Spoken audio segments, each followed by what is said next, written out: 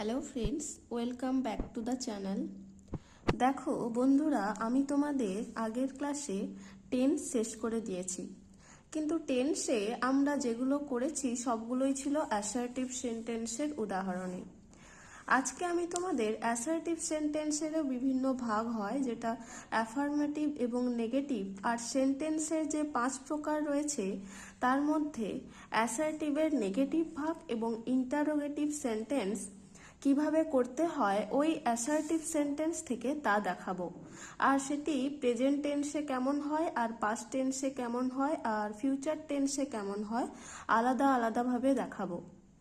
তো চলো, প্রথমে আমি তোমাদেরকে প্রেজেন্ট টেন্সের অ্যাফার্মেটিভ সেন্টেন্স এবং নেগেটিভ সেন্টেন্স এবং ইন্টারোগেটিভ সেন্টেন্স, 3 প্রকার সেন্টেন্স কেমনভাবে তৈরি করতে হয় তা বলে দিই।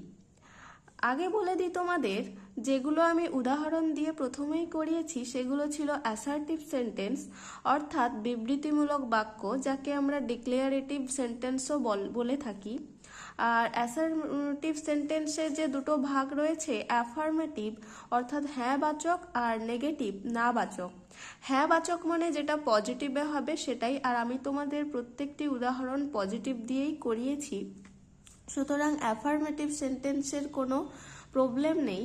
যেটা রয়ে গেছে সেটা হলো নেগেটিভ সেন্টেন্স আর ইন্টারোগেটিভ সেন্টেন্স, অর্থাৎ নাবাচক সেন্টেন্স এবং জিজ্ঞাসামূলক সেন্টেন্স। এই দুটো সেন্টেন্স কিভাবে বানাতে হয় চলো আজকে আমি তোমাদের দেখিয়ে দিই।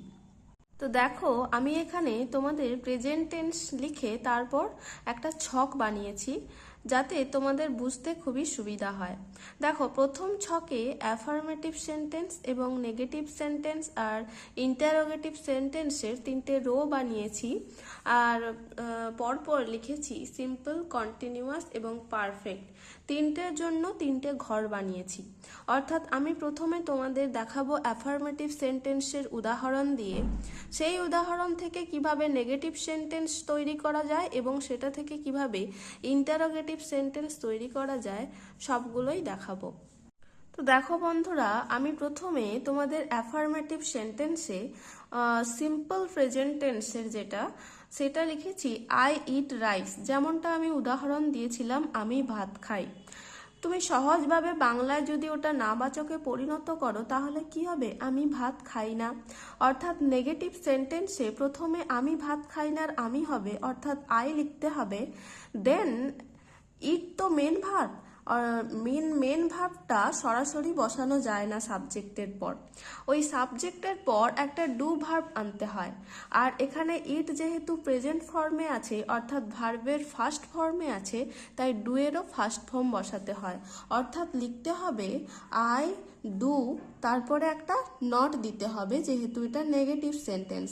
আই ডু নট, যেরকম মেন ভার্ব রয়েছে ইট রাইস, একদম সোজাভাবে লিখতে হবে I do not eat rice. আশা করি নেগেটিভ সেন্টেন্স বুঝতে পেরেছো। এবার দেখাই তোমাদের ইন্টারোগেটিভ সেন্টেন্স। ইন্টারোগেটিভ সেন্টেন্সে 2 প্রকার হয়, একটা ডু ভার্ব দিয়ে হয় আর একটা হয় WH ওয়ার্ড দিয়ে। আমি তোমাদের এখানে দুটো দিয়েই উদাহরণ দেখাচ্ছি। দেখো বন্ধুরা, ডু ভার্ব দিয়ে যদি হয় আমি সহজেই এখানে লিখতে পারি, সামনে ডুটা আনবো, তারপরে যেরকম সেন্টেন্স রয়েছে সেরকম লিখবো। কি হবে? ডু আই ইট রাইস, আমি কি ভাত খাই? আর WH ওয়ার্ড দিয়ে যদি হয় তাহলে প্রথমেই একটা WH ওয়ার্ড আসবে, অর্থাৎ আমি কি খাই।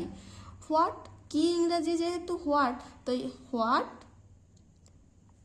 আর যেহেতু ডু ভার্ব দিয়ে প্রথমে সেন্টেন্স করা আছে, তাই হবে হোয়াট ডু আই ইট, আমি কি খাই।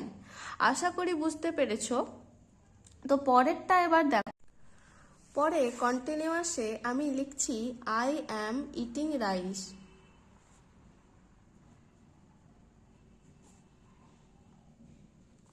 যেটার নেগেটিভ সেন্টেন্স দেখো, আমি প্রথমে সিম্পল প্রেজেন্টে দেখিয়েছি ডু দিতে একটা, কারণ এখানে মেন ভার্বের আগে কিছুই ছিল না, তাই মেন ভার্ব যখন থাকবে সরাসরি একটা ডু আসবে।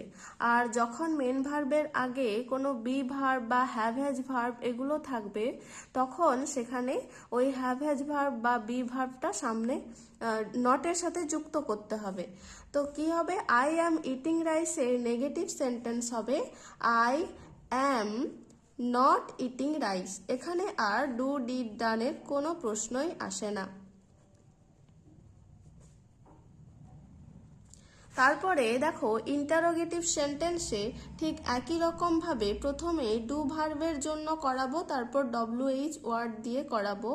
প্রথমে দেখো ডু ভার্বে যেমনটা আছে আই অ্যাম ইটিং রাইস, এখানেও যেমন ডুটা সামনে বেরিয়ে এসছিল তারপরে বাকি সেন্টেন্স লেখা ছিল, ঠিক সেভাবেই সামনে অ্যামটা বেরিয়ে আসবে, তারপরে যেমন লেখা আছে লিখতে হবে। তাহলে হবে অ্যাম আই ইটিং রাইস, আর অবশ্যই জিজ্ঞাসা চিহ্ন দিতে হবে।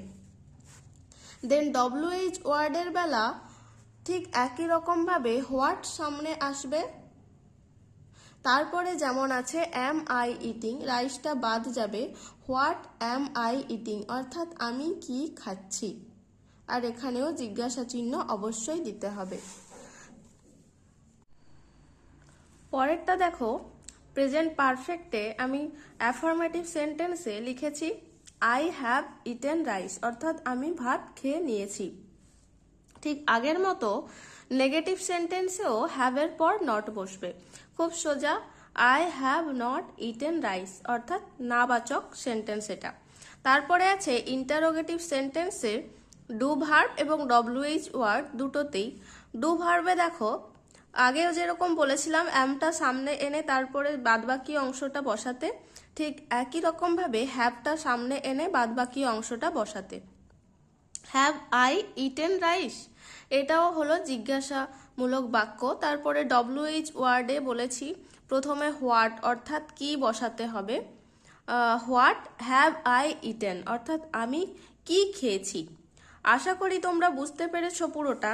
আর আমি এখানে তোমাদেরকে ফার্স্ট পারসন সিঙ্গুলারের ওপরই দেখিয়েছি উদাহরণ সহ, আর থার্ড পারসন সিঙ্গুলারের ওপরে অন্যরকম হবে, অর্থাৎ ডু এর জায়গায় ডাজ হবে। তো একটু একটু চেঞ্জ হবে। আর তোমরা যদি চাও সেরকম কোনো উদাহরণ সহ একটা ভিডিও দেখতে, তাহলে কমেন্ট করো অবশ্যই। আর আশা করি তোমাদের ক্লাসটা ভালো লেগেছে আর বুঝতেও পেরেছো। না বুঝতে থাকলে অবশ্যই কমেন্ট করো, আর ভালো লেগে থাকলে ক্লাসটি লাইক করো, শেয়ার করো, চ্যানেলটি সাবস্ক্রাইব করে পাশে থেকো। ভালো থেকো, মন দিয়ে পড়াশোনা করো। Thank you.